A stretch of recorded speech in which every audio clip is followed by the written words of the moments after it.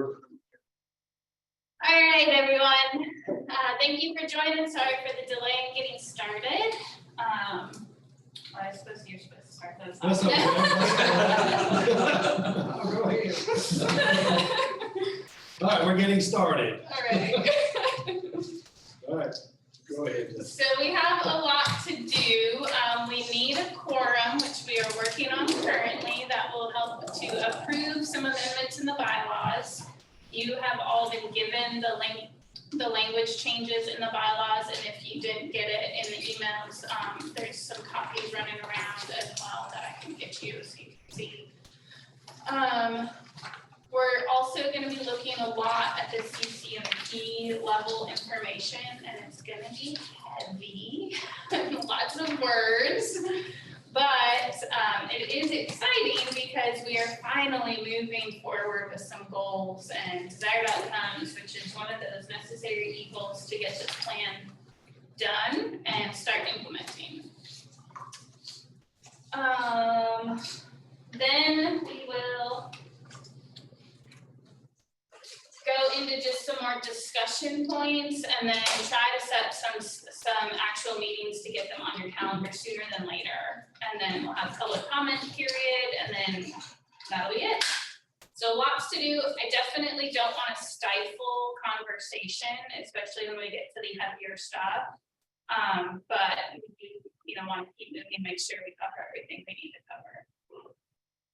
So first, since we do have some new members, I do want to go ahead and take some time for introductions.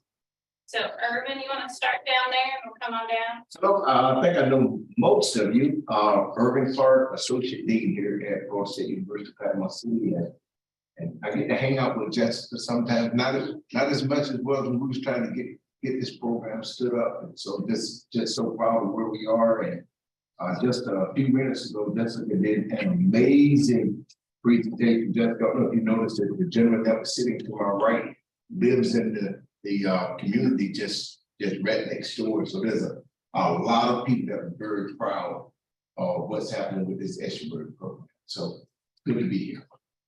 Thanks. Adrian? I'm Adrian Welly, council member, Mexico Beach. I'm Katrina Martin. I'm with the U.S. Fish and Wildlife Service here in Panama City. I'm the speech and professor. Bill Dozier, Lake County Commission, District 3. Y'all know me. Bill Chester, City Council, West City Beach. And I would say, well, Dozier, the vice chair. Yeah. I'm the chair. Yeah. That's why he's sitting in the power seat. Yeah. No, you told me to sit. Yeah.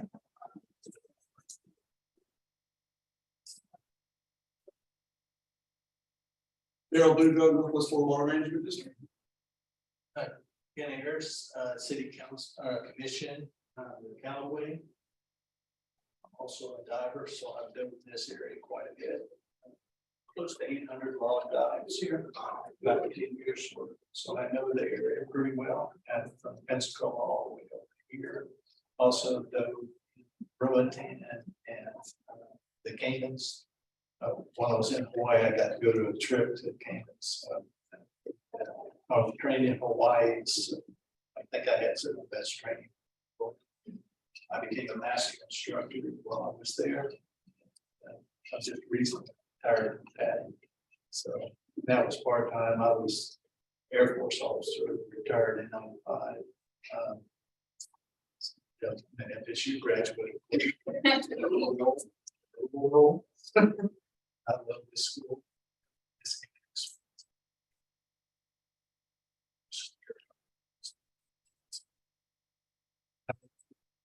One graduated from here and one of them graduated from Radford, all of with master's degrees. So Thank you. Thank you. Larry Hawks, just to the name, the participation. President of Brenda Sanders Bay.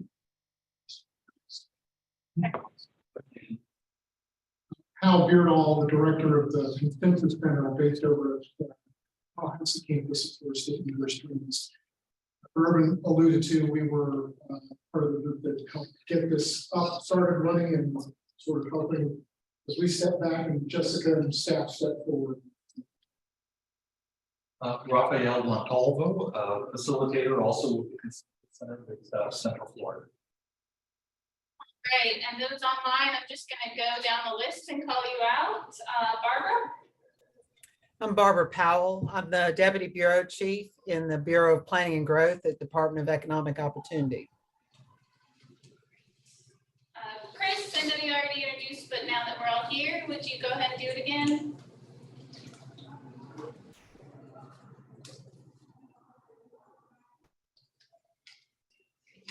Chris, if you're saying something, you're still on mute.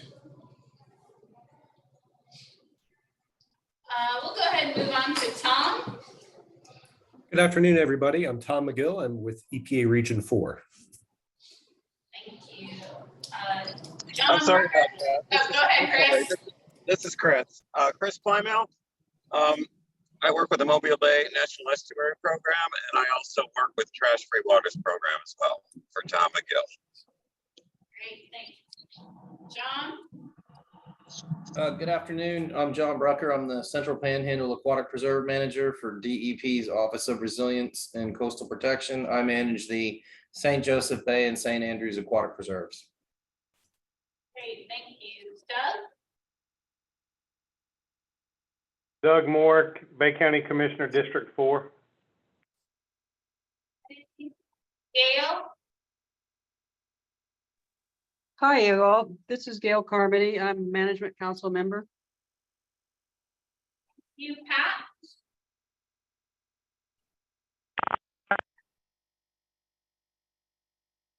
You put yourself back on mute.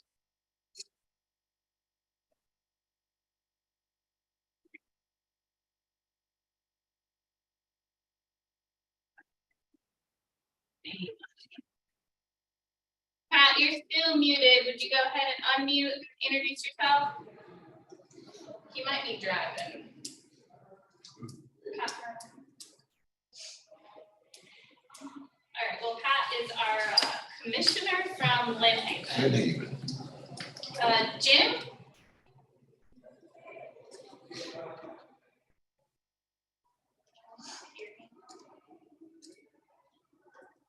Jim? You're on mute if you're speaking.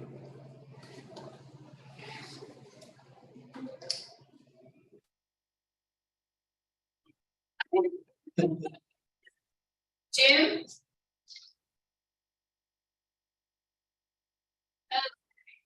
Jim Muller, Restore Act Coordinator for Bay County.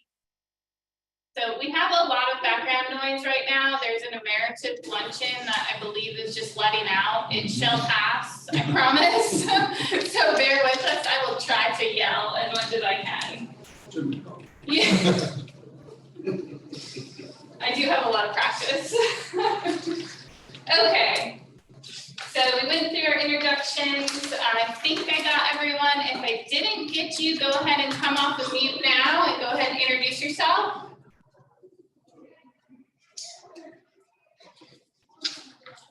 All right. Yeah. So the last time we met has actually been a while ago. We met in April.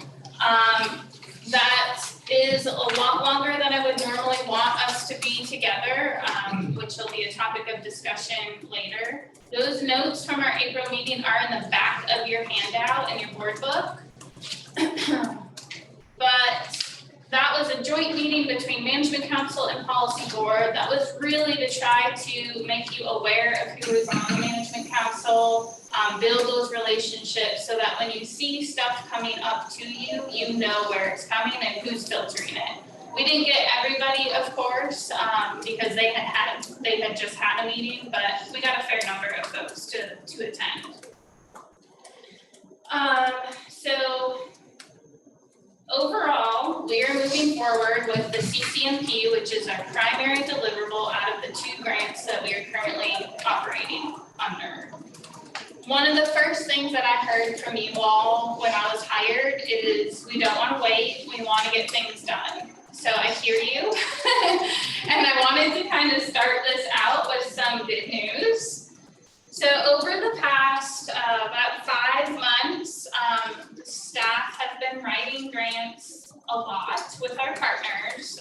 We've submitted about 8 different grants. Those summaries will start on page 7 of your board book. So the total request amount from the S-Ray program directly was $8.1 million.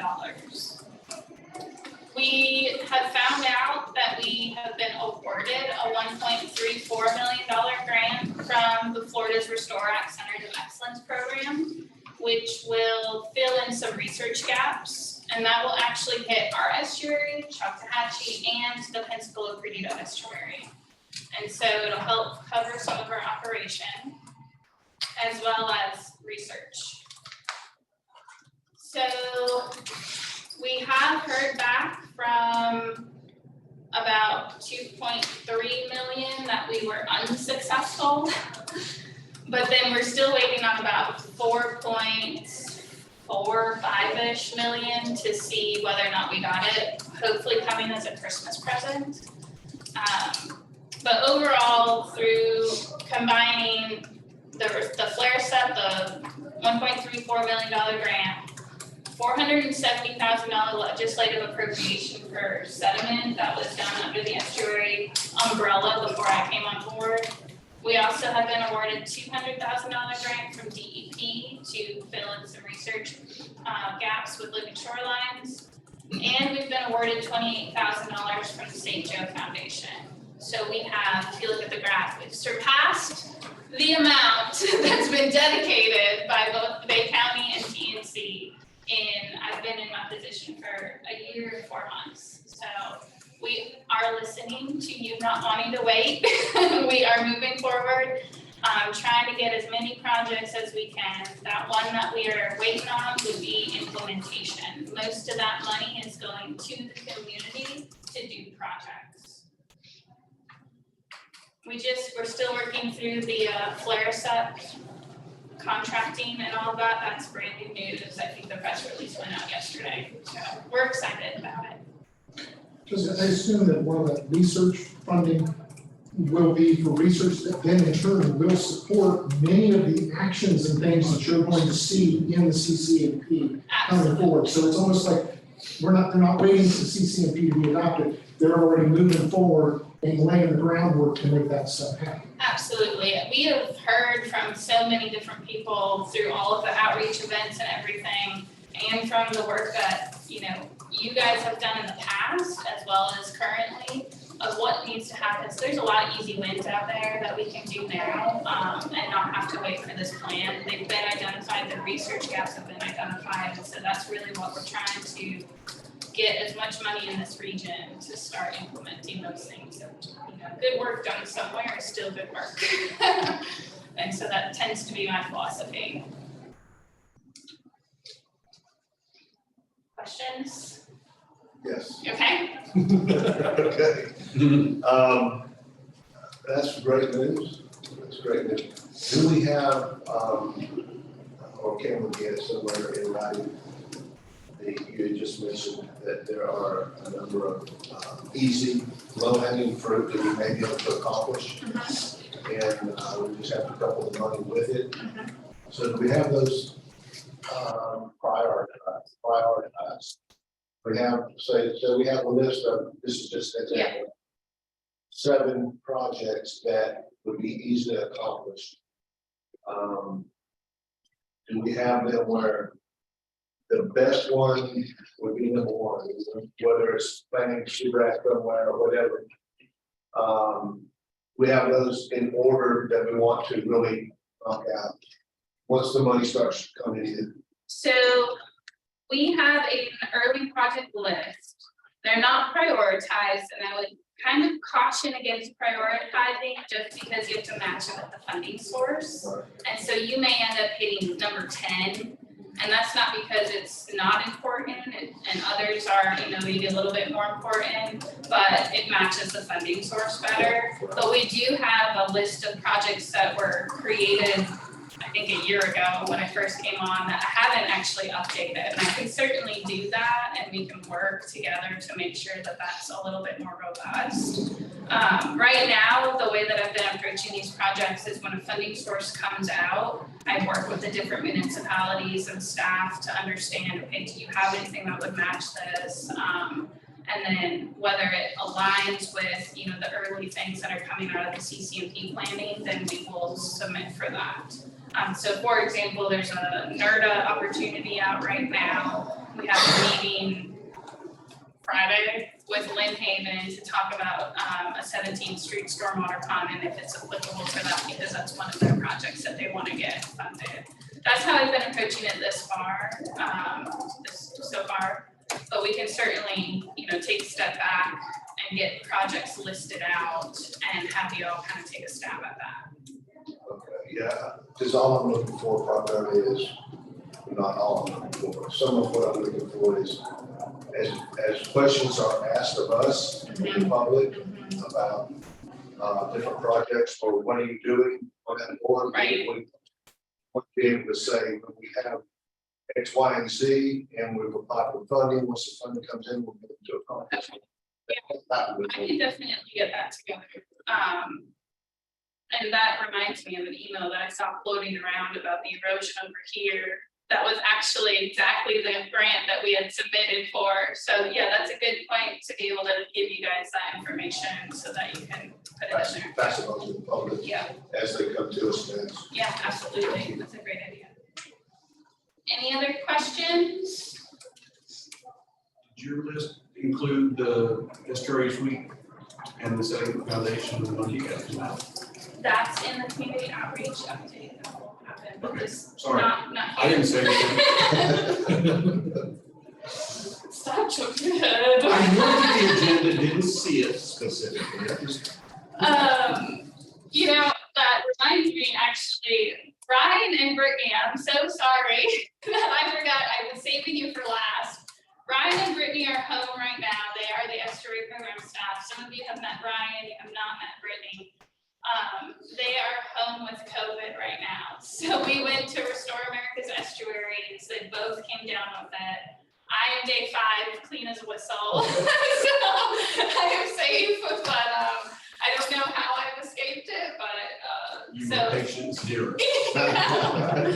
Ryan, would you please come off mute and introduce yourself? I'm so sorry. Sure, no problem. I figured you were waiting just for the committee update, so I didn't think anything of it. I'm Ryan Rossi, the estuary scientist for the estuary program. And Brittany, if you can, go ahead and come off mute. If not, I will introduce you. Hi, I'm Brittany. Sorry I sound like this. Not how I wanted to meet you, but happy to be here, and I'm the outreach specialist for the estuary program. Thank you.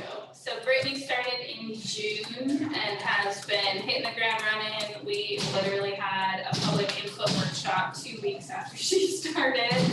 And she's just been going and going. Ryan started in April and same, just hitting the ground running. So I finally feel like we are making headway, and it's really their presence as the team that's allowed me the time to be able to write a lot of these grants. So it is very important to keep those staff going, and they've both contributed to these grants as well.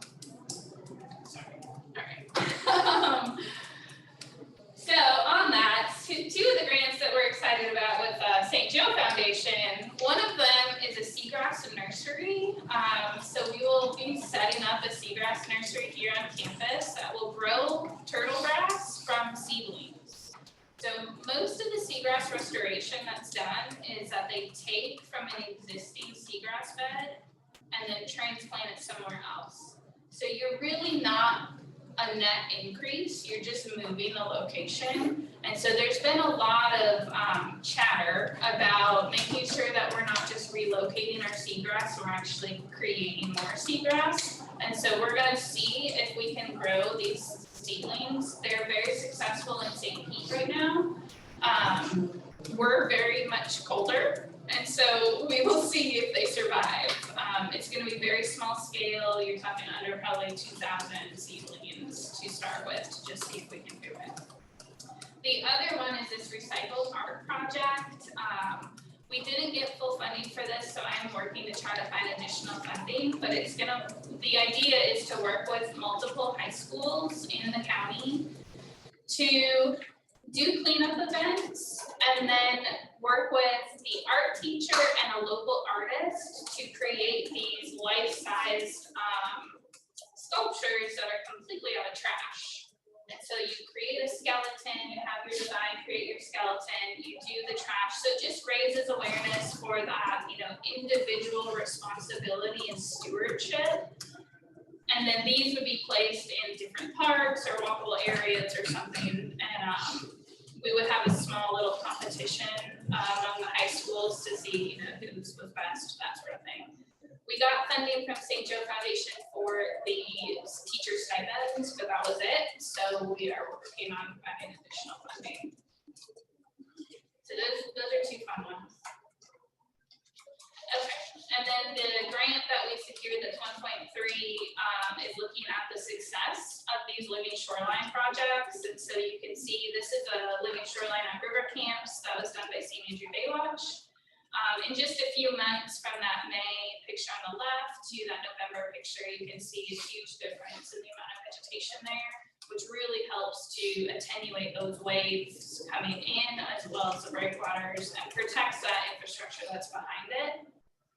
The question is, how effective are they and when are they effective? And so this project will be looking at that and then also putting an economic value to these projects in this local area. A lot of the economics to these projects are done in different estuaries, so we'll be able to bring it local. What was the time frame on these two pictures again? You said May to November of the same year. River camps, Yes. Crooked Creek. This is along the bay, Along the but bay, right there. yeah, it's quite a difference. yes, Yeah, it's great. yes. Makes a big difference, and you can see the accretion behind the reef, especially all that sediment. And what draws your attention is the grass, but keep in mind there's crustaceans and oysters and such on the reefs as well, so. Yeah. Lots of, and I like the economic benefit because that's something, going back to your point earlier, when someone asks you, what does the program do? And you actually will be able to start saying, we've installed X number of oysteries to solve the economic value of whatever. So that's why that information. Yeah. We also currently have an economic study that is funded with Tallahassee, Julie Arrington, who will be giving us a general, this is how much value the estuary gives your local economy. And then this information will feed back into that and update it for what the projects can provide you. So hopefully stuff that you guys can use in your conversations as well as really show, the benefits of this program.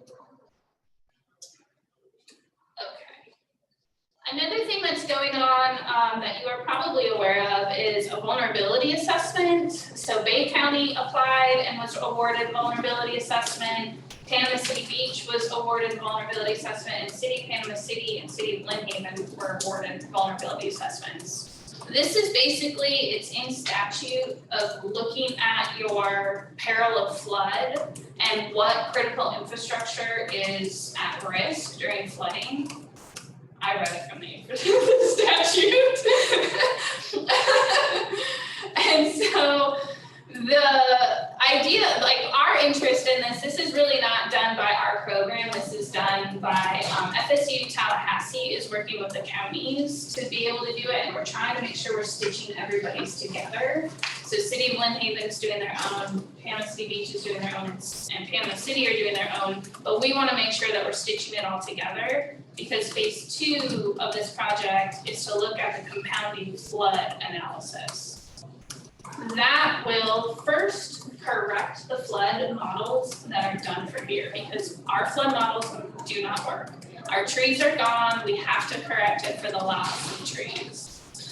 So that phase 2 would correct the flood models and then apply them to the vulnerability assessment information so that we will truly understand where our flooding risks are. And then this is really to help plan where to do buyouts, where to do different resilience projects for the critical infrastructure. And so we're kind of on the outskirts of this, working really to ensure that the academic products are usable by municipalities. And then to just kind of be that go-between since we are available and they're not. And that was awarded. The vulnerability assessment has been awarded. The county flood city has not yet been awarded. And this is really important because without this vulnerability assessment, you could not apply for the Resilient Florida Implementation Grant, which is around $600 million that will be available. Right now, we have a waiver to be able to apply for them, or you guys can apply for them. We cannot, but you guys can. But that waiver will expire, and so you have to have the completed vulnerability assessment in order to access the funding. So again, one of those necessary evils, kind of like the CCMP. Any questions on that before I move on to the next one?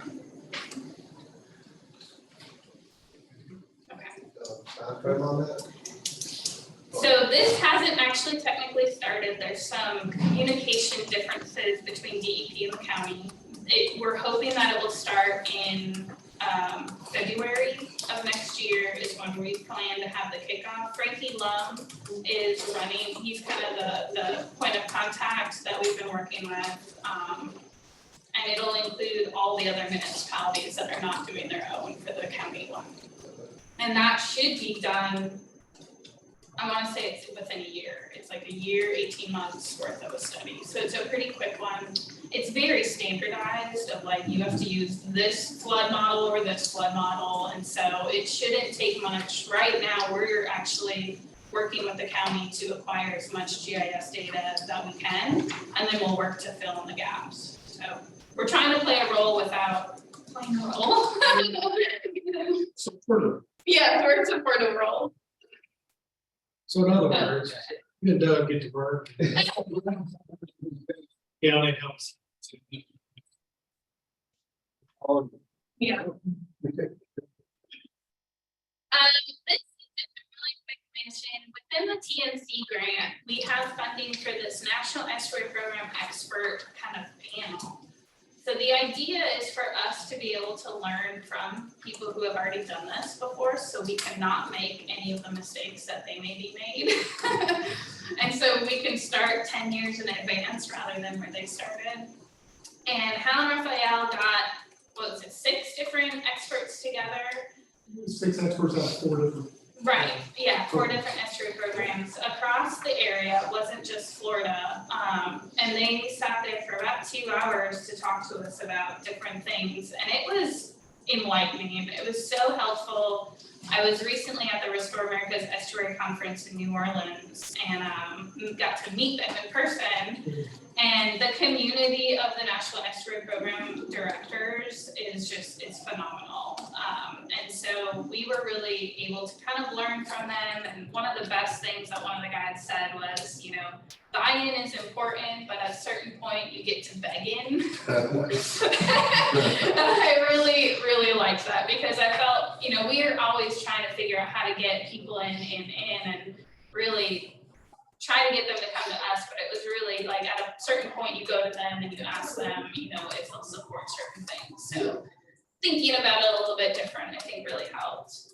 We do have funding for them to travel, and what my hope is that sometime next year is to get some of their policy board members to come here and talk to you guys about, you know, how impactful the estuary program has been for their municipality and how they work to be able to integrate it within their different operations to just, you know, and then you guys can ask whatever other questions you have as well. So that's hopefully going to happen in the first part of next year. The first 6 months of the next year. Okay. Ryan, do you want to go ahead with the STEM committee update? Sure. All right, let me just make sure my notes are saved. All right. Well, sorry I'm not there in person, but better to be safe than sorry. I am feeling much better, which is good. The STEM committee has been meeting monthly since July to draft and revise the desired outcomes and goals that you'll review today. We kind of approved those drafts in November, and so we're looking forward to your feedback. We had some great feedback from the Management Council as well. And then our next meeting is Thursday, December 15th, and we'll be talking about how to prioritize actions.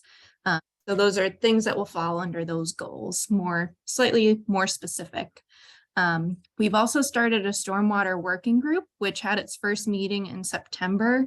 And we're really hoping that this group is a place for stormwater or public works folks from all the municipalities in the watershed to kind of come, talk about issues that they're having, solutions that they're coming up with. So this is a plea to all of you to share that information with folks in public works in your municipalities to get on the working group. We anticipate only meeting quarterly. It's not a huge amount of time. Our first meeting, we had about 5 people attend, but we learned, that outreach and education about stormwater is something that they really want to see happening, and also help identifying grants and potentially assistance writing grants. So we're hoping to learn from them and be able to help in any way that the estuary program can for stormwater, since we know that's such a big issue.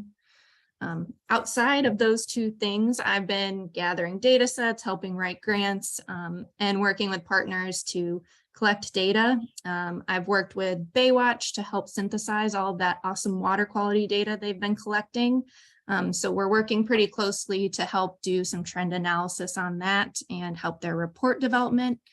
And then I've been able to get out on the water with John with the aquatic preserves to do some seagrass monitoring, and then with the Fish and Wildlife Commission to do some oyster monitoring in North and East Bay.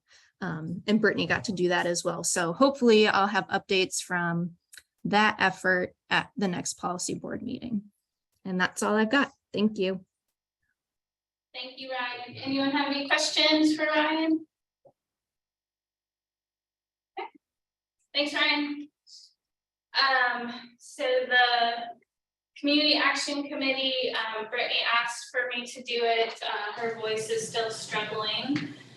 As I mentioned, she started in June, then moved here. She was up in North Carolina, and so it was a little bit of a whirlwind for her. After moving here about mid-July, she was successful in launching the Community Action Committee. That was something that was really trying to get going. So she launched it in August, and they've been meeting monthly since. Really great group of folks that have a lot of energy and also want to see things done. So we've been trying to work with them to make sure things are getting done, but then also we're getting the plan information as well. She's met with a number of different stakeholders. One of her big successes, in my opinion, is her impact into Gulf County. And so we've really struggled in the municipality side of Gulf County, but she has been able to reach out to a lot of the businesses and citizens.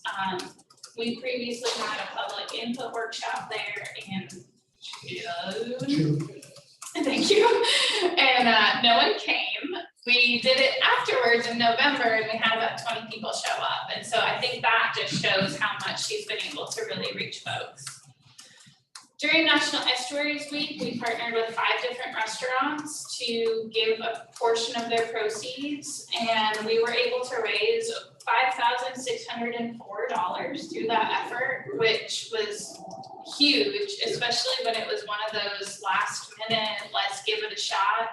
The welcome from the restaurants was fantastic, all locally owned restaurants, and they were excited to do it and are excited to do it again. So we're very, very excited that it was basically 1 week we had our foundation account under the FSU Foundation, the next week we have money in it, so it was fantastic. Jessica? Yes. It was the history program, History class, it was not. We approached them, but they already had their calendar full of who they were going to partner with. Yes, so we will, now that we've on board, we'll be able to approach this a little more proactively next time. We can couple like a policy board meeting that week too.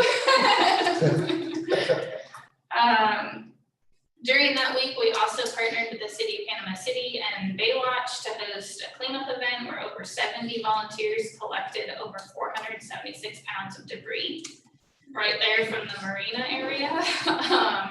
And then we did a sea urchin roundup. One of the issues in Gulf County is that sea urchins are very plentiful or overpopulated in certain regions. And so they go out and collect them and release them in deeper water where they can't survive. In theory. I like that. Brittany has been has been pounding pavement. We've done a number of different outreach events. She's done STEM on campus here at FSU, where different school groups have come. Coastal Cleanup was a club here. A couple different farmers markets, Fall Bay Day at St. Joe Buffer Preserve, Retreat DC, and the list goes on. So we're hoping to be able to get those out a little bit more widely. We've definitely been reactive to these events.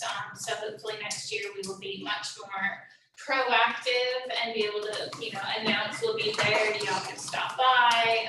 So we're in the advanced proactive planning period. We've held technically 3 input workshops. A total of about over 40 people have come to those in total. And then we're partnering with St. Andrew Baywatch and Gulf Coast State College for a citizen science lecture series where guest speakers from the community will give presentations at night. We've had Audubon there, and I have a presentation in April to give, and a couple different folks have done different presentations about different things going on. Any questions? I just want to make a statement. If there's anything that the board can do to help with outreach, I know some of us are very, very well connected. But I think if you haven't seen the presentation, I've seen Brittany, I've seen Jessica do a number of times, and I've told her I think she'll take the show on the road to Rotary clubs and everybody that can get that larger voice, because once people hear the presentation, they're extremely impressed, or like the people I just experienced downstairs ago, I didn't know. And I'm really glad that something like this is happening within our community. You don't know what you don't know. I use the folks in Daytona, for example. We were blessed that the storm left us with a lot of our coastline. But who would have ever imagined that Ian would, Nicole would follow Ian and just totally wipe out whatever from all those rides I had on Daytona Beach, and it said it just doesn't exist anymore. Watching the video clips of that was just awful. And everything I think that we can do proactively through this organization would be much appreciated for the future. Yes, if you're on any different boards or any different groups, I have spoken to a number of different Rotary clubs. I think there's one on Panama City Beach I haven't spoken to. I think I've hit every other one. Harbor Village. I'll get you connected with the Optimist Club. Yeah, Optimist would be a great one. I've presented to them before. Yeah. Okay.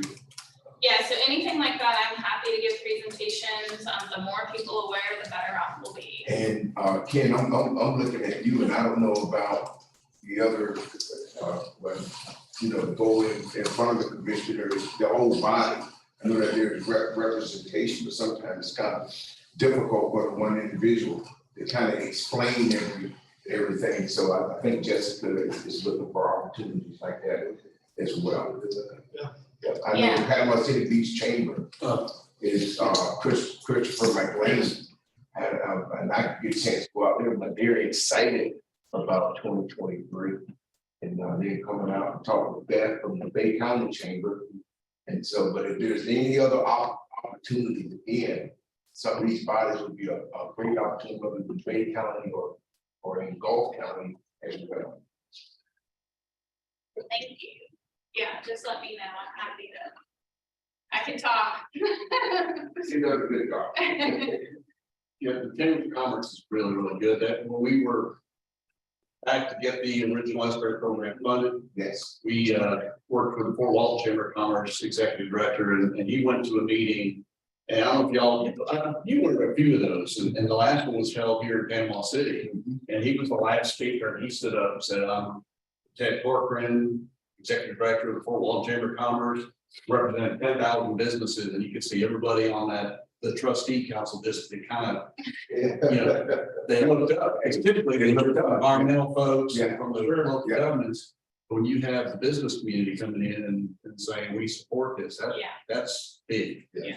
So the chambers are really, really good to engage. Yes. Okay. Not for lack of Well, hey. Yeah, but hey, whatever we talk to these folks here, I mean, I don't want to talk stuff Bill out there, man, he knows everything.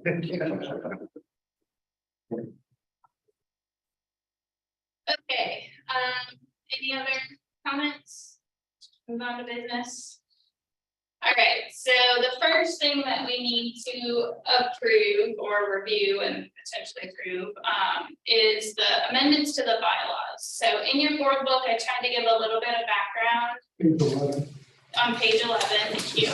is the previous discussion. Yes, and it really centers around, we had a conversation about name and quorum and how we were struggling to get 7 people in the room when we have a lack of participation from certain municipalities. And so we wanted to make sure we were keeping things moving. And so there was a conversation to reduce quorum to 5 rather than 7. We also had a conversation before the quorum about delegates. And the delegates was really to get quorum. So when we talked about the quorum, it kind of removed the need for delegates. And so we really think that it's important to have locally elected officials sitting on this policy board. Because of sunshine restrictions, obviously delegates would be impossible and keep the locally elected official component. So there's an amendment in the bylaw that the representative be a locally elected official. It does not necessarily have to stay, you know, if the mayor is of one municipality, it does not need to stay that mayor. That is up for the municipality to decide. And I know, you know, we recently had new people, so I know with Ken, they added it to the commission council meeting. And then you volunteered, I believe it was, and then Adrian, you were voluntold. Sort of. And so I think that's the process that should happen, is that, you know, the different municipalities should decide who they want to represent. So it doesn't need to be a certain person, it just needs to be an elected official. And that really goes back to the stakeholder assessment that Hal and Raphael completed before I came on board, where the feedback was that the government needed to be involved in this sort of effort. And so it kind of just speaks to, you know, we heard everyone, it's important to make sure that you guys are driving the ship, and, you know, big ships turn slowly. So, so those are the 2 amendments. There's on page 12, in Article 2.1, in the blue text, it states the policy board consisted of elected officials from local jurisdiction and the estuary watershed as voting members, with additional non-voting members representing federal, state, and regional agencies. The second amendment can be found on page 14, under 4.5, where it says quorum. And there's just a strikeout for a majority, and it says at least 5, and a strikeout of the. So those are just the 2 amendments. And then they both appear together on page 17, you know, just because that's formally how you have to acknowledge that that's where you made the change. Correct, yes. The same thing on 17 is the exact same thing, just formalized into the amendment form. Absolutely, yeah. So I just summarized the changes in the amendment, and we'll just state, you know, the date that they were amended or approved. And one question. Yes. Your first amendment on the policy board voters, how does that affect urban? So urban, so that is one thing, well, that's a good point. So urban, FSU has a voting seat. It doesn't necessarily have to be urban, but because they are our host, they have to be able to have that role. Shouldn't you say that? That's probably true. I should probably add in with the exception of FSU. Along as the with host. FSU, Yeah. representative of FSU was host. Okay. Yeah. That would be great, because the way it's written now, It would. you would have to go in Yeah. at the next meeting. Yeah. Don't let him out of this. We stay.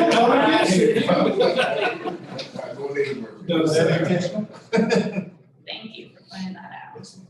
Good catch, Keith. Yeah, No, and FSU was one very supportive. absolutely. Yes, extremely. So is it something that we need to take a vote on now? Let's go with it. I would like for everyone to take a vote. Obviously, it can be, turnout, yes, we do You have, have a seven. we do have a quorum. You have a quorum of seven, and your old rules, which will allow you to change. We'll drop it. And now we're gonna go with five, yeah. Which makes it effective next meeting. And part of the rationale too, when you drop it to five, it's not to make it fewer, as much as it accounts for the fact, which the real part of the problem was turnover. You had members, you had turnover, but it hadn't had a chance for appointment of a new, because the member is the jurisdiction. It was a representative of the jurisdiction. And we have one or two jurisdictions where we have that time we have. Well, so this allows you to continue moving forward while then giving you that opportunity to bring in those new representatives. Maybe we need to spell that out too, that the voting person doesn't have to be a person. It does have to be a person, Well, but if the it person represents designated by that the area. jurisdiction. So if Callaway sends the mayor next time, she can vote. Well, except we want to encourage your jurisdiction to designate somebody. There really is value in a consistency of you as the representative being here whenever possible. Now, if that person comes at a regular, whether they vote or not. But I think the consistency of you as the representative, because think about this, you're catching up with how much your program's been doing for the past years. And the person who just comes in for one meeting may not have that opportunity for you, get that chance to get on up to speed and sales. I'm going to keep my guys up to speed. Good. Yes. That's your representative. Example is that my board voted to appoint me, myself and Doug Moore to this board for 2 years. So we'll be consistently here for 2 years. Now, if overall, now if the membership has 5 or more, we can vote. So what was 7? I mean, if we vote on that.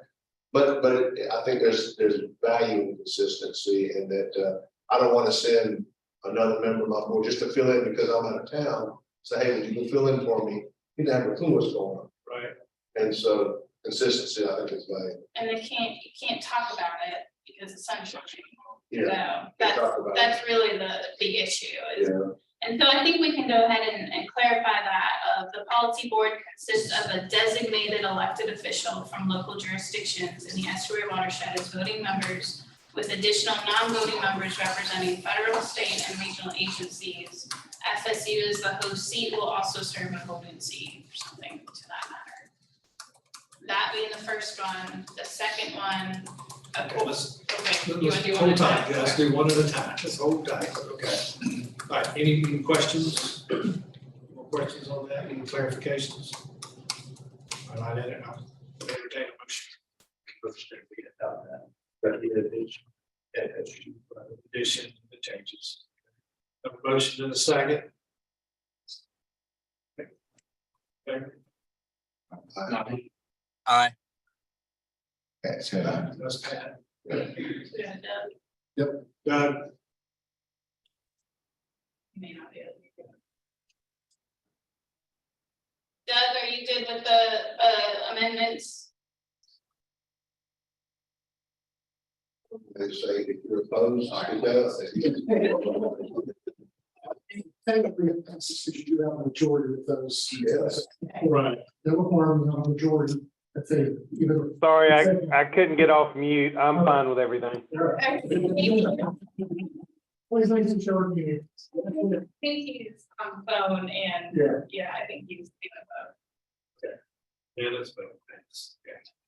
Now. All right, so the second amendment, I just read what it will be. Yes, then. yes. A quorum for meeting shall be at least 5 voting board members. That's it. Motion to approve. Second. Motion in a second. All in favor? Aye. Aye. There we go.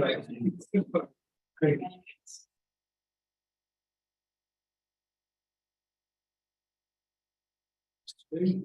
That's the two. Okay. Business done. Okay, so the next agenda item, again, some background on page 18 of your board book.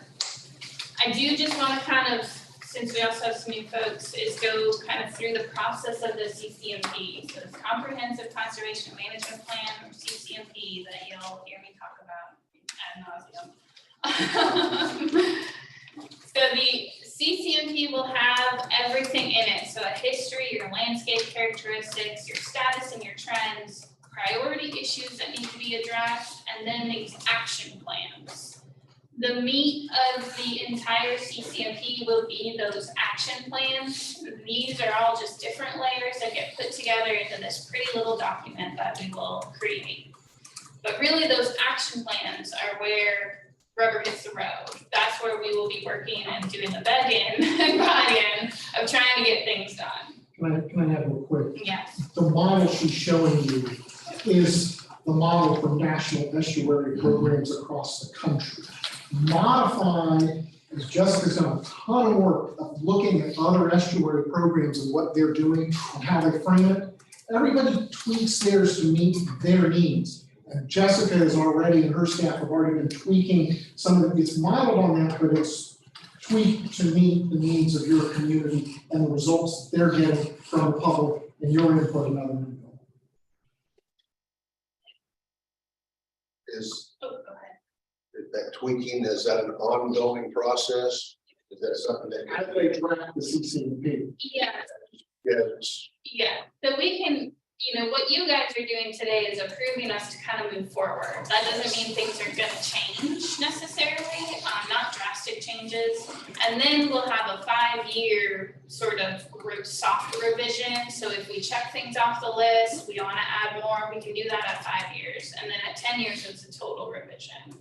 And that's an EPA requirement. If there's something where, this group says, no, we need to do it in 3 or whatever it is, if we're just knocking things out of the park, we can do it however you decide, but the EPA minimum requirements are 5 and 10. Makes sense. So then creating these action plans are really what myself and staff have been focused on with the committees. So you have to identify your priority issues, which are your driving issues in the watershed that are causing your decline. Everything in the rest of this framework should address these priority issues. If it's not, then that's something that you're like, okay, this isn't something we need to focus on right now. Then we go to desired outcomes. That's overarching what we want to see out of the bay. It goes beyond that 10-year planning horizon. So if we want to see seagrass back to the 1940 level, that's not something we're going to do in 10 years, but that can still be our desired outcome. Then we have more focused goals. Those are going to be under each focus area. Those are really setting us up for what we're going to be working on. Then we have actions underneath that. And then in the action plans, we have these things of outputs, metrics, who's gonna own the action, where the money's gonna come from, all the details that really matter of getting things done. This is another way to look at it.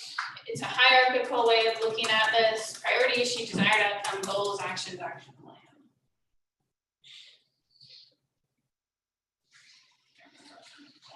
Okay, so this is the list of issues for the priority issue. So that starts on page 20. It's the same stuff that's up here. But basically this is everything from previous plans that have been created in this watershed, everything we've heard from the different workshops, both virtual and in person, and even just conversations we've had at these different outreach events. Obviously, we can't do all of this.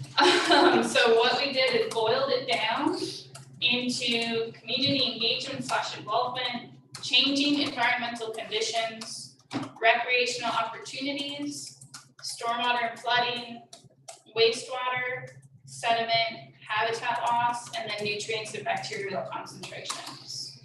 And in your handout, it kind of has a star at the very bottom that says the Management Council suggested. So a few of the changes that you're seeing on the screen, those were suggested by the Management Council. So community awareness went to the community engagement involvement. They wanted the addition of recreational opportunities and then combine a few of the different ones. So this is where we're sitting right now on the priority issues that will be addressed by our first CCMP. If I can add one thing you mentioned before, we pulled this from a lot. They're not trying to reinvent the wheel. Somebody, and I don't remember, might give Daryl too much credit here, but someone mentioned it's almost as if they're the air traffic control of all the previous efforts and ideas that are out there, trying to give you a little so focus in order to get action. And then just building on that, so there's other groups like St. Andrews Bay Watch and BEST and other educational entities that work on environmental education. I never can remember it. It's all close. It's near your office, actually. They have that. It doesn't matter.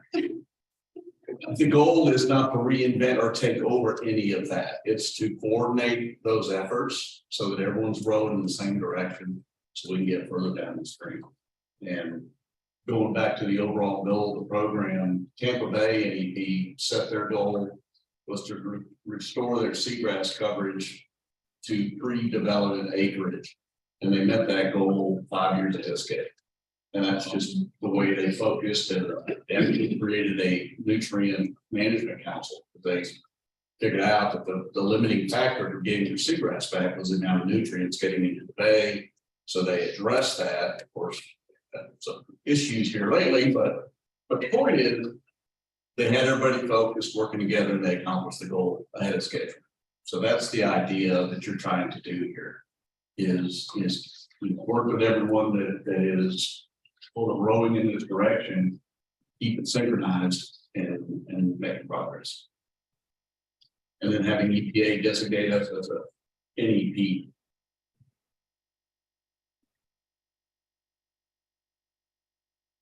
So looking for initial reactions, this is one of the things that you'll have to sort of approve of to move forward. So it could change, it could come back to you next time, be like, all right, we decided to take out this, or this really needed to be added, but as long as, reactions at this point, you like the priority issues, they cover everything that you can think of, knowing that there are multiple levels underneath this. So this section right here is the priority issues that it's going to boil down to. Yes, talking about. yes. In this order that they're listed. They're not prioritized, no, not at all. You're trying to set the universe. There'll be another process by which you'll come through and prioritize. You're not prioritizing the priority issues, no. Okay, good. Yeah, so basically what it's doing is every goal and action that we'll be reviewing in a second, we're gonna identify which of those priority issues each action addresses. Okay. That'll be in the action plan. I see two areas where we're missing out. And that, if nothing else, we should at least mention. Opening the old pass is one of them. And the other is invasive species, which we only have one major one here, which is Ohio fish. And we should mention both of those, whether we make those our top priorities or not. That's not up to me, but there's major organization that's needs to address the line fish. Panama City really hasn't jumped on that at all. We do make a lot of inroads here is how I enjoy. The other going on, I know they're moving off, where they move, but that's an area we should address. The other area, of course, is the whole path. I was talking to Commissioner Dozier earlier, only that path used to be a mile wide before they changed it to the 1933 paths. But that's an area we should at least mention. Go ahead. But it wouldn't be, so I agree with you. But what I'm thinking is, under these headings, addressing the old past would fall under these headings, I think, changing the environmental conditions, opening the old past would certainly improve that. It's correct. It's just there. Sedimentation, opening the old past would address that. So I think the opening the old past would fall under these main headings somewhere. Yes. So I don't think it needs to be as passionate as I am about it. I don't think it needs to be a heading of its own right now. It would fall under the rest of these. We can address the portal. That's what my thought is. Yes, I agree with that. It is mentioned in the top area. Talking about seagrass. It will be addressed in the history of the CCMP, so we will talk about how there was that past, when the past was implemented. The CCMP will have a timeline, basically, all the things, paper mill, and like all those different things that directly affect the phase will be in a timeline and will be through that history. So it definitely will be in there. And then, yeah, so I was just gonna say the same thing of, to me, the old passive project, very specific, not necessarily your umbrella. And well, that also does cover a lot of areas, because I do believe our red tide comes from that area, which we never had before. But since that pass is closed up, we've had red tide several times. And that does affect a lot of things. So the other invasive species that goes somewhere that is already covered. And that's basically that Gulf waters. I mean, that's basically. Yeah, it's a little bit. We hope it is. We don't dive the bay because we can't see it on the foot front of our face. I think if we dove the bay, we may find them. They are. I definitely see. But I do think that that's something, even like community awareness, it could fall under. Yes. There's a lot of efforts that I think we can partner with them and help them to, be more robust and address that, because you're right, they can absolutely come in here and affect things within the bay. Whether or not that's a priority issue. Yeah. If they eat baby oysters. Maybe lobster. Cleaning some, I found 5 or 6 little tiny shells of lobster. So, I mean, they can really have a major impact on our estuary. And the bay is a nursery of those baby fish before they go out and go. So that's important. The turbidity issue does get addressed down at the cold level. And the turbidity is caused by that pass closing up. A lot of it. I mean, there's a county study going on. Yeah. I think this group was deferring and waiting to get that information, to get the study to be able to bring back, and then how you react to as part of this. So I think the first reading, yes, I know it's been working. So do y'all want to have fishing rodeos? We used to have them here. But Pentagon total got so big and had so much money for the different boats. Yeah, just and to focus out to make sure we're projecting, they're having a hard time hearing us. Okay, good. So we need to bring that here. Right. Like we used to do. So we need to actually try to, maybe that's something we could assist with. Right, yeah. And an action item there could be partnering with Robert Turpin in Escambia and Alex Fogg and maybe doing a partnership. Andy Roth, they run that big tournament. Yeah. Because I know that's become a big focus. And then finding restaurants. I mean, that's really where you make a lot of progress is work with the restaurants, because then people go out and intentionally get them. Because there's a market for And them. they bring it here, and then during those tournaments, they actually have the chefs from the different restaurants come up with their own line fish dish. Yeah. And they're outstanding. Just fried.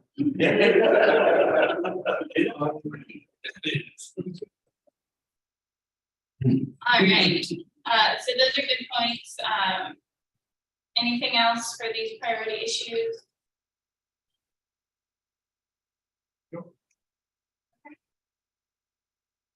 We don't necessarily need to vote, but we can if you want. It's really just, yes, you can move forward. Yeah, if you want, otherwise, I think you can just say that there's general support. Okay. For this, I don't know that you have to have a motion or any of that. I think they just want a sense from this policy board. Yeah, identifying issues, are they going to be in here somewhere at some point? Yes. And this is giving you the outline that the committees are moving forward with and developing a lot of fine-tuned information to bring back to you. I just like to see a mention, and once you get a mention, Yeah. then we can get the ball rolling on it. I mean, you're right, there is questions, get further damaging actions about how to address further damaging. There are further damaging here. Yeah. Well, it's something, you know, those things are further damaging. Yes. But I we read. gotta go and we'll make sure that they get to those committees. I made a point to read through all the documents. Thank you. You've done it. Any more questions? All in favor? Make a motion to be accept your overall arching goals. Okay, we have a motion. Second. Second, all in favor? Aye. Aye.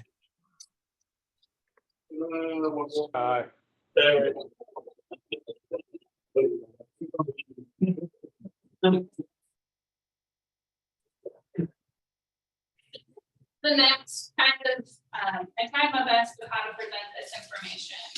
So you have this sheet that has all 4 of them on there. So this is your focus area up here, your desired outcome in the italics, your goals in the colored boxes, and then you have individual sheets for each focus area that has the actions in the gray boxes. So the actions you're not really considering today, I really just want you to know the detail is there, especially, you know, thinking project level, that sort of thing. So these are just supporting sheets. This sheet with the 4 is what you're really looking to move forward. You're just getting the committees to continue moving in the direction. They want to be sure they're off on the wrong track, headed in the direction you want them to go. And if she shows you action pages, which show you, they are working on that too, as they work at that level. It's a kind of iterative process.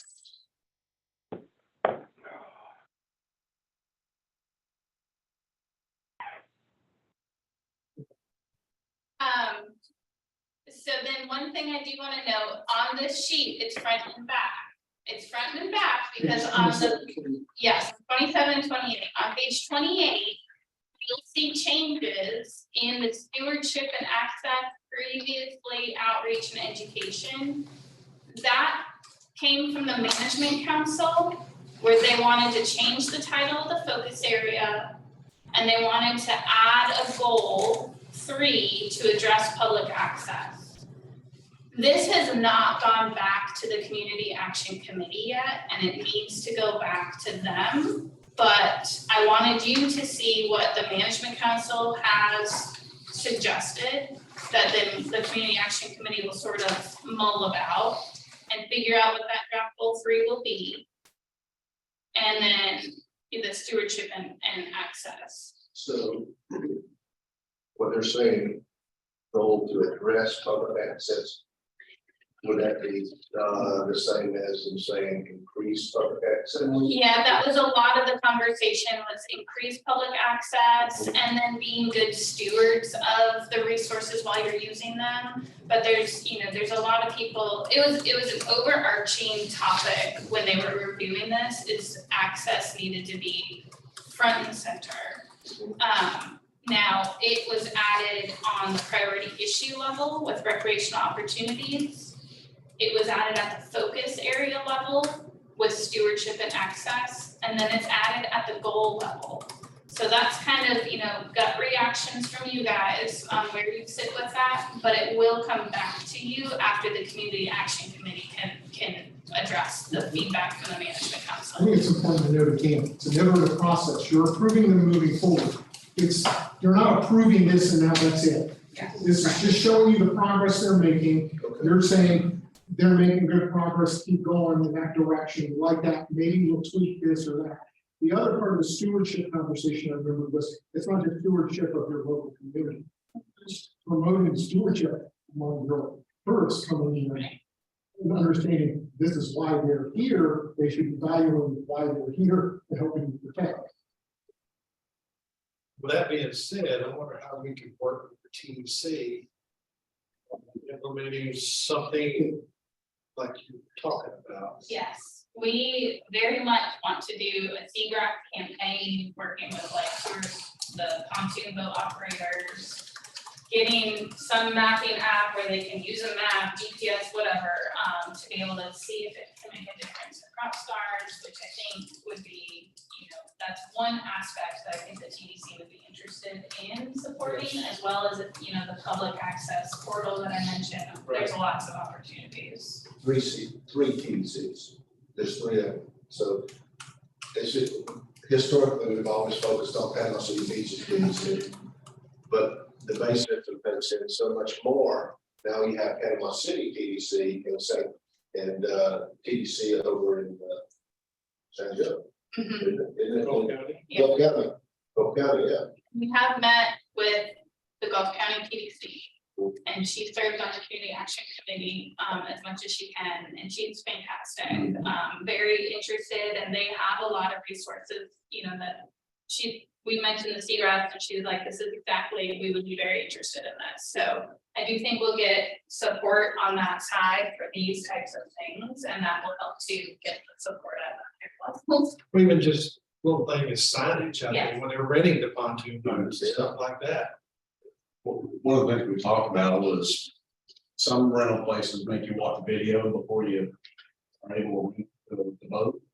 So adding, a 10-15 second spot within that video that teaches the renter about seagrass and, not go blazing through it.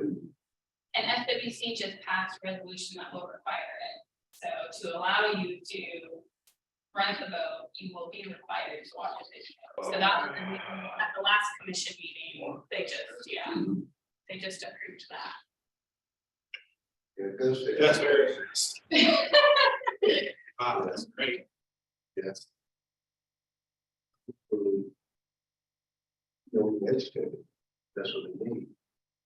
But we can't make them responsible until they're out there on the water, and then that's back to FWC to hold them responsible. Yes. For the answer. Right. And that's where we were thinking of having, we all use Google Maps. So why is there not something out there to show them, okay, you want to go to Shell Island, this is the way you go, stay on this line. And then it's even educating, one of the things when I go out to the island, you don't just let someone anchor their boat by themselves. You walk them in, you help them set the anchor. A lot of people who are moving in this area do not do that. They just watch you, yell at you, whatever it is. So it's even educating the locals on look, you're protecting your resource by helping in this way. So I think there's multiple levels of hitting this. I know when you're diving, you can see where an anchor has been drug across the reef or a grass area.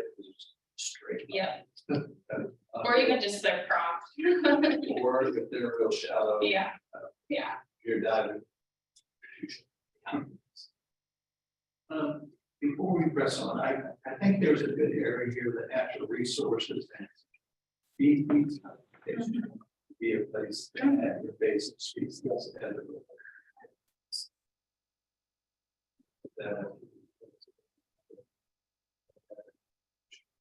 Yes, so that will go back to the STEM committee. They meet on Thursday. And so they'll be able to kind of figure out, I know we had invasive species multiple times and I think we ended up taking it out for prioritization issues, but that doesn't mean it can't go back in.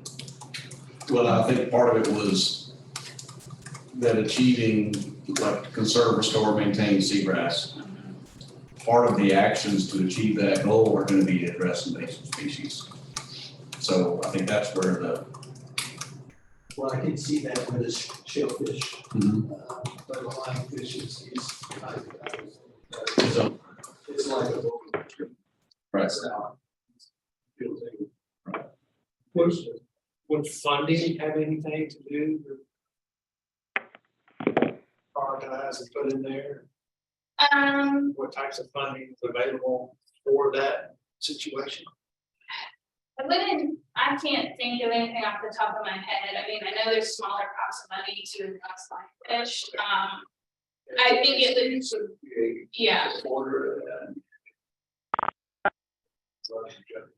I think it would be more of a support role though, because we're definitely not set up to do a lot of that, but supporting our partners could be done. I think it gets down to that, you know, this is the 10-year plan, what's the most important for this program to start working on? And so that's where I think we were trying to meld the invasive species into these other goals without having that pinpoint, we're going to do this. I think is where the conversations were, if I remember correctly.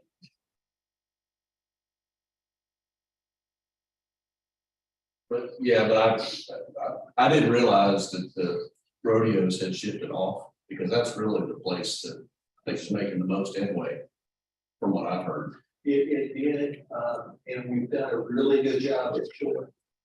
But the lionfish have gone, and just right a little deeper. And there's other projects that can help with that, the traps and such, but that's with the FWC. I just think we should acknowledge it, and if we can help. It's a big It's a big deal, because they have moved into the banks. Because when the hurricanes came, all of a sudden they disappeared in the inshore, which is about 65 to 85 feet. Just a reminder to project that way. Sorry. So they disappeared, but they're not sure where they went. They thought they were killed, unlike that lionfish was killed. Just moved. So that's a good point. Okay.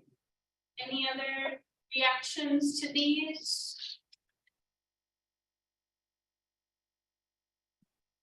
Any? Need to approve that?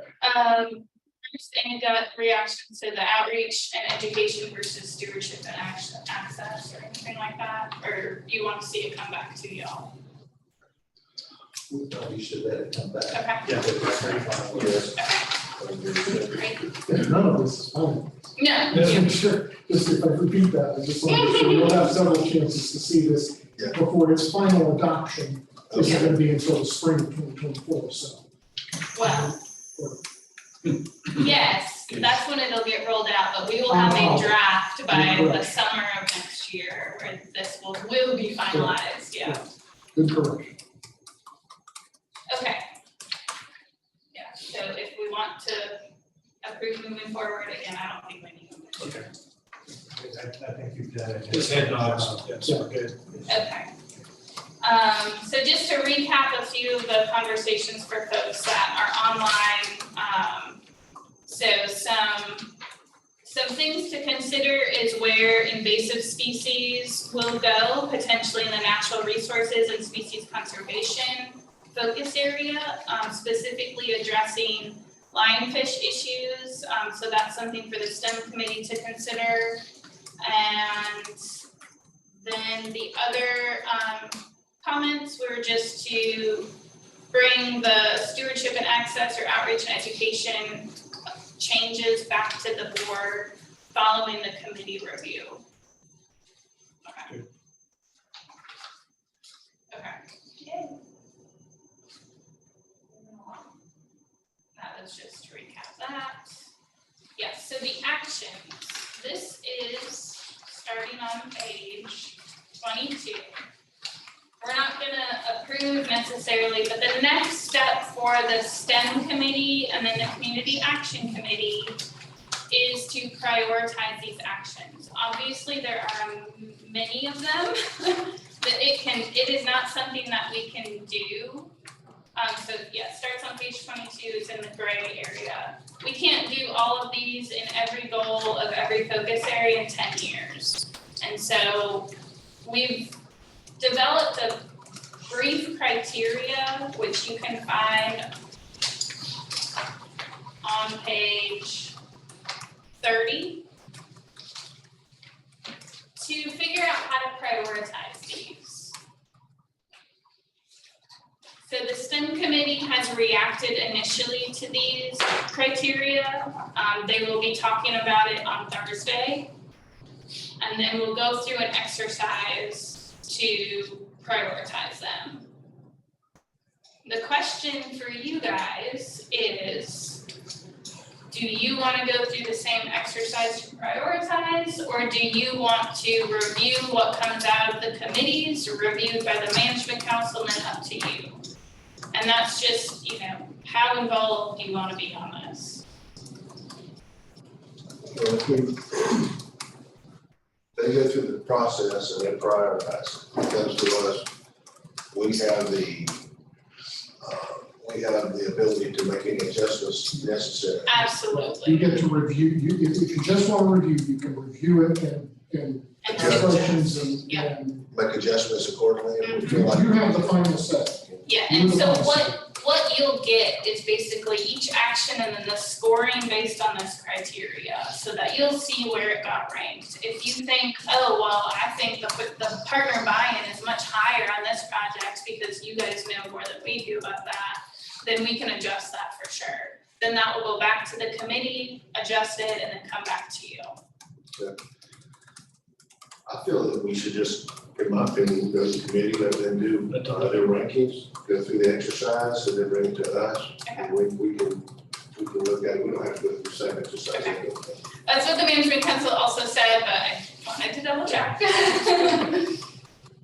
Yes, so they will be working on this, and we hope to get this at least in draft form to you at your next meeting, which we'll talk about in a second. Any reactions to anything missing?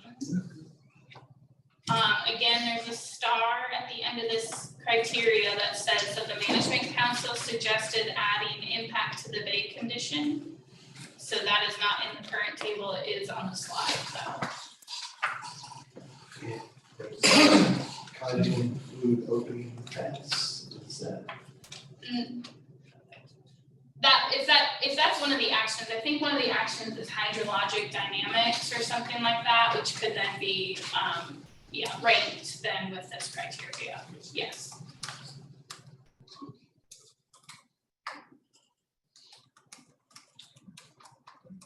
Good, okay. All right, next steps. So we did change the work plan. So initially our TNC grant ran through July of 2023. That has been extended by a year. And so we have pushed the deadline for the rollout of the CCMP to February, which is the deadline of the restore funding. A lot of that delay was just in the delay of getting the grant actually executed, me hired, staff hired. But as I showed first, we're not necessarily waiting for the CCMP to do actions, but it is just to get a good copy of this created. We did extend it a little bit.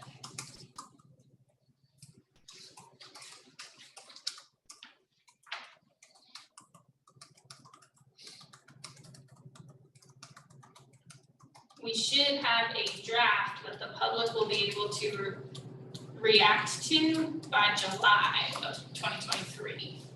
And so, although it may not be finalized at that time, that was originally planned, that it will be in a pretty good draft form that the public will go out for commenting, so to give you a little more comfort. Does the, is it DRMA, you guys who are putting out the grant you got for the FWC to put out artificial reefs and such, do they need to kind of be included in this at all? Is there at least maybe an informational thing for the group? I mean, as far as informative of what's going on. What's going on? They could, I mean, they're more focused on out of the Gulf. Right. And yes, I think this primarily just focused in the bay system inside the pass. I mean, to include them in information is fine. I don't know that they're going to be able to use it for any benefit for what they're doing. They're putting out artificial reefs, water fishing and so forth. Yeah. We have the email listserv on our website that they can sign up, you talk to them and they just want it. That's like they'll get the newsletter basically monthly to quarterly, and so that will show them what's going on. That might satisfy the information side of things. Yeah, they're just focused on deployment, construction and deployment, and what we do inside the Gulf, inside the pass is nothing. So what are they doing? Things like fads or? I think they're kind of. We're gonna be constructing there. We have $900,000 from money, which is approved at the bay at the last meeting to accept and work with DEP. And we're going to be constructing and deploying in around 20 sites of different triangle type, reefs. Or we did it with some murder money earlier. This will be the second round of this. We have permanent sites already, and so we'll be focusing on most of them. Awesome. How deep water is that going to be? It's going to be mostly in the Lars area. So anywhere out in federal waters, you're looking at anywhere from 100 feet to 160 feet. So and then we do have some permanent sites in a little bit closer in state waters. There's some in there as well. That would be about 85 to 100. Yeah. 30 to 60. We'll keep working on the reef program. Yeah, I know Chalkahatchee, Eglin was trying to, I think Alice was working on they've done it down in Tampa area, but it's, keep wanting to say museum, but they wanted to do like military equipment, well, where it's like in a circle. Oh, yes. Cause I believe it's off Tampa Bay, they have statues down there and some divers and it's really cool. They did some over just to the west of us not long ago, and it's primarily for snorkelers. Right. Some real shallow water. Right. And there's some neat designs and all. I've not seen it, but I've been told about it. And it's really attractive. But this works well. Yeah. You see it when you're parking. Yeah. Very cool. It's there. That's You right. might get Yeah.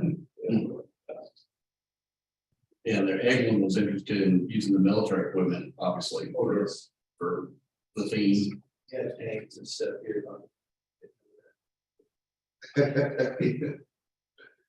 It's cool. Yeah. Okay, so the next meeting, I'd like to get scheduled for late February, early March. And then we will do every other month. So every 2 months so that we can make sure we're getting this going and we can push this out to the public. The management council will be doing the same. So you've got the committees that are meeting monthly, and then you have management council every other month, and then you guys will be meeting a week or two after the management council. So what's a good date? If we do, what is today, Tuesday? Can we do like a Thursday? Tuesdays are kind of the meeting days, like like I have meetings all day every day. What about a Wednesday? Wednesday would be better, because that's Thursdays when we have our meetings. Okay, yeah, Wednesday would be best for me as well. Yeah. So Wednesday, we could do February 22nd or March 1st. Second would be great. February 22nd. Okay. February 22nd is for sure. Afternoon work best for y'all? 1 to 3. 1 to 3?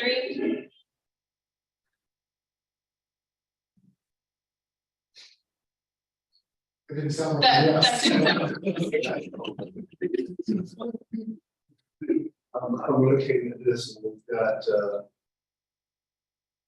Wednesday, just happen to push it out to Wednesday. A commission meeting on Wednesday.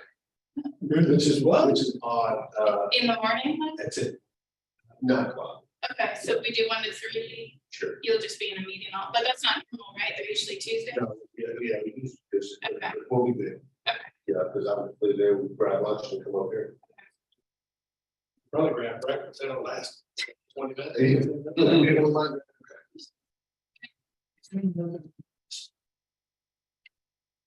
Yeah, we have. Yeah, we do. Okay, so Wednesday, February 22nd, 1 to 3 will be our next meeting. And I will send out a calendar invite. And we'll be going, Did you say the 22nd? the 22nd. So Jessica, do you engage in a process to determine people how active or inactive some folks have been or not been? Yes. It seems there might be. She's been reaching out. Okay. That's part of why you have a couple of new members here, because she's reached out to those that have vacancies to try and get them. I don't know I know that's been a challenge, but if it's still the point where you need to see if you can appoint replacements, then that might be something to think about. Yes, I am considering, my next challenge is Gulf County. I plan to present to their commission and basically put it out of like, who wants to do it? Our current rep is a school teacher, so there's just no way that they'll be able to participate, so. Yeah, I thought we had a pretty good synergy. We went down and met with the superintendent of schools, but then some of the other people was kind of difficult to reach. Right. Yeah, and John just said the same. Yeah, wanted to remind the group to be thinking about St. Joe Bay as well. A lot of focus on Bay County, but remember it's the entire watershed. So yeah, great point. So that is the next, like, I need to get someone from Gulf County, even just on the phone. So Bill, from a commissioner to county commissioner there is, do you have any advice or the other elected officials? Yeah, I mean, just reaching out to them and talking to them about Yes. participation here. Yes, we can certainly do that. You know, we do Deal with the manager, the city manager, county manager, whoever it is, and say, look, we need at some. different levels, we can do that because we just need whoever they appoint participation here. So by us communicating with them more, that will probably spur them on. Because I think we definitely need to understand that there's a willingness for us to communicate, but you know, the people that I know that we were trying to work with, we had a lot of challenges trying to get just a response back. And I just made a trip down there. And I get that people have other priorities, but then when people come back and say, well, there's 2 ladies that being represented, they may not know about all that efforts to try to get participation from Gulf County. In our meeting with the TDC, she said that the commissioners are her board. And so she was like, we definitely don't want to miss out, but I would like really need you here because we're setting things. So we need to get your voice in the room. I think once we just communicate to them that we'll make all the decisions. Then they'll say, wait a minute, I want to be there too. Then we'll come on. Just call them. Whatever works. Next to which is annexing. Next to me is sitting under your bed.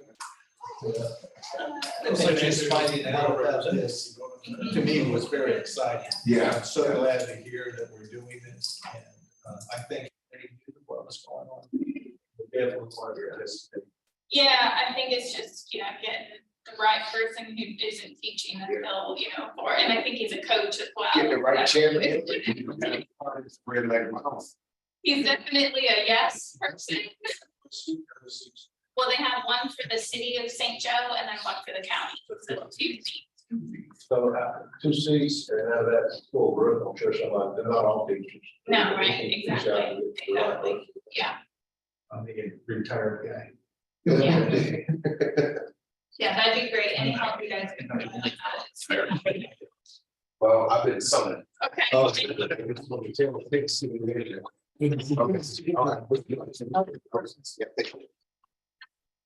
yeah, just one last point. So the first part of the year will be very busy. We are waiting on one outcome for the one big grant. We will be hiring, so the Flare Set grant hires a postdoc and a research tech.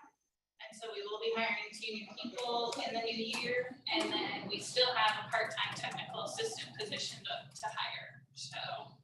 What level of education?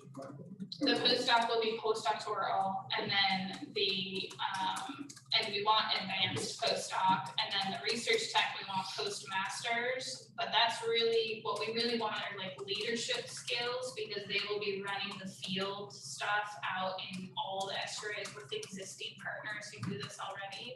So they need to understand how to build partnerships, maintain partnerships, and then have a leadership role. So if that's someone with a bachelor's, I could care less what their education is. And then they will be doing the living shorelines, they'll be doing a lot of the ground truthing of running the boat, that sort of thing. The technical assistant, I don't remember what it's put at, I think it's even post high school with some years of experience, so. FSU does a really great job of making sure you're not putting it educationally beyond people who have experience. Yeah, they do great. Yeah, like my position was listed as post-high school with years of experience. So it's just the way that they try to make it. You made a good choice. You definitely need to be able to write these grants and so forth. Yes. So you need a high level of education. And that is all I have for you guys. So Merry Christmas and Happy New Year, and we will see you in February. Did I forget something? Just anything else in the event want to add about anything they know coming up? Oh, I forgot the form. Yes. So policy board updates. If you guys have them, what I would like to start implementing is a time for you guys to talk about the projects that you have going on. So if you get, the vulnerability assessment could be an update from y'all, or a stormwater project, septic to sewer. So if anyone has any of those, feel free to mention those now, but that will be an ongoing thing that we'll try to incorporate. I know Panama City has a major septic project going on that's going to go directly to what I was looking at in here as far as spills. And they're putting a lot of money and effort into upgrading the sewer system, trying to bring it up. So that'd be a great, we can get that information. Does that get included? I know I heard for your STEM group and Ryan talking about forming stormwater working group. Separate? Yeah, they're 2 separate things. So wastewater, stormwater tend to be separated by staff, but it's around the same thing. We don't have a wastewater group yet. It was more stormwater that we focused on. I know that Callaway, and I know that Bay County is definitely focused on wastewater, making sure the runoff's going where it should go and not directly into the bay. So we've had several projects that we're working on. One of them's replacing the bridge at Bertha. That's coming up. And then there's a new park that's going in, and they're rerouting some of the ditches so they do properly take the water from point A to point B where it's supposed to go. Bridge replacement, Bertha. Drainage bridge, it's got 3 years. So that's extended for yes. That's really nice, what y'all did. Yes, they did. Cleaning all that out. Callaway was really done, really good. I've been in Callaway for 30 years, the last few years. On that note, events are good. No, I was gonna say, there's a number of things that I'm sure we come back with on projects. Yeah. To really, which one? Yeah, well, I think it's to highlight your own accomplishments as well with this group of how you're doing things to help the base as well within, beyond this committee. So I think that's really what, you can brag. You listen to me brag about our grants, you can brag too. Jessica, you need, like the STEM group to have a special person to come in and talk about the lionfish thing. I'm sure FWC would love to send one of their PhDs out. And they've got several working on the project. Okay. Then Alex Fogg, I think he would love to come. So they're very active in this, and they were some of the original people that identified the problem back 8 years ago or so. So Great. when the whole ocean floor starts moving, There's a problem. They're all lionfish. Wow. They killed most of those. Right. So the district just released a request for proposals for our annual alternative water supply grants. Well, I'm the former city clerk next to these when I was hired. We were in the middle of one. That was 10 years ago. So I went, oh boy, I know all about this thing. So if anybody's interested, if you've got a reuse project, that is an alternative water supply. So want to throw that out, and then we also did have our springs grant, which goes mainly towards first order magnitude. So like Jackson Blue, which neither are in your area, but just one. If you're interested, let me know. Yeah. Yeah. You can find it a lot.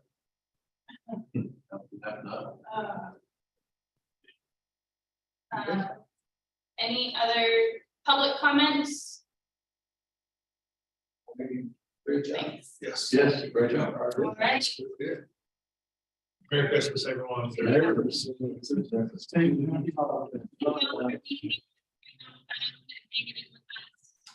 it. I'm on speed. I tried, John, at 3 o'clock, see? Thank you. Tuesday, my meeting day too. Appreciate your willingness to represent.